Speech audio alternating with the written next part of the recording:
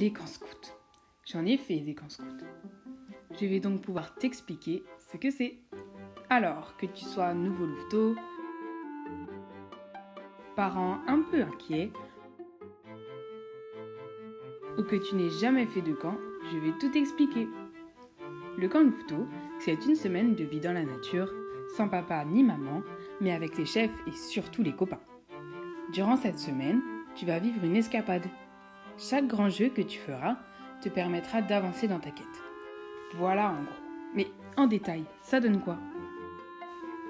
Les premiers jours, tu vas découvrir les joies des installations, planter ta tente, construire un coin veillé, une table à feu, creuser un trou aux grasses ou un trou pour les toilettes que l'on appelle des feuillets.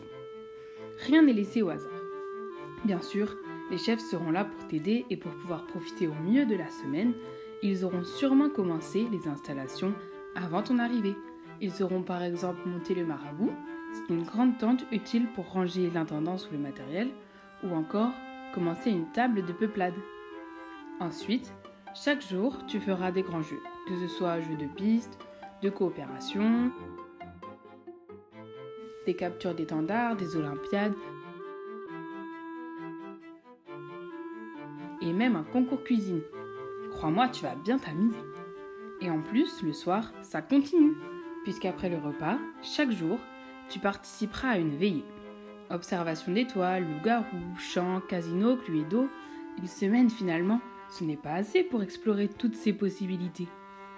Alors, des jeux, des veillées, les scouts, c'est comme la colonie de vacances, mais avec une tente. Alors non. Outre l'importance du vivre ensemble, vivre dans le respect de chacun et de la nature, une journée type va bien différer des vacances classiques. En effet, comme dans l'année, la peuplade est divisée en sizaines.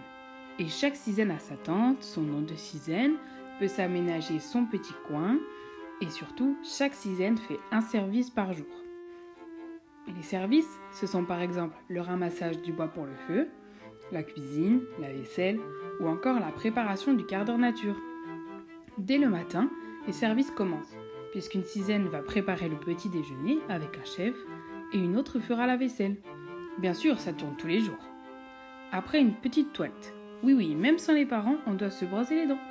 C'est l'heure du forum, l'occasion pour les chefs de faire un petit point et de dire ce qui va ou ce qui ne va pas dans la vie sur le camp. Vient ensuite le quart d'heure nature ou le temps spirituel, car on alterne un jour sur deux en général. Quoi, mais c'est nul, on joue jamais! Si, pas de panique. Après ce petit temps, c'est l'heure du grand jeu du matin. On prend ensuite le repas tous ensemble, préparé par l'une des sizaines. On fait la vaisselle et voilà qu'arrive l'heure du temps calme. Remis des efforts du matin, on repart ensuite pour un deuxième grand jeu. Et oui, on ne s'arrête jamais. Et comme s'agiter ainsi tout l'après-midi, ça creuse, quoi de mieux qu'un bon goûter? L'occasion aussi pour chaque sizaine de se réunir pour faire un point sur la journée. Qu'est-ce qui a été ou non et pourquoi? Un représentant par sizaine viendra ensuite au conseil de peuplade pour rapporter au chef ce qui a été dit.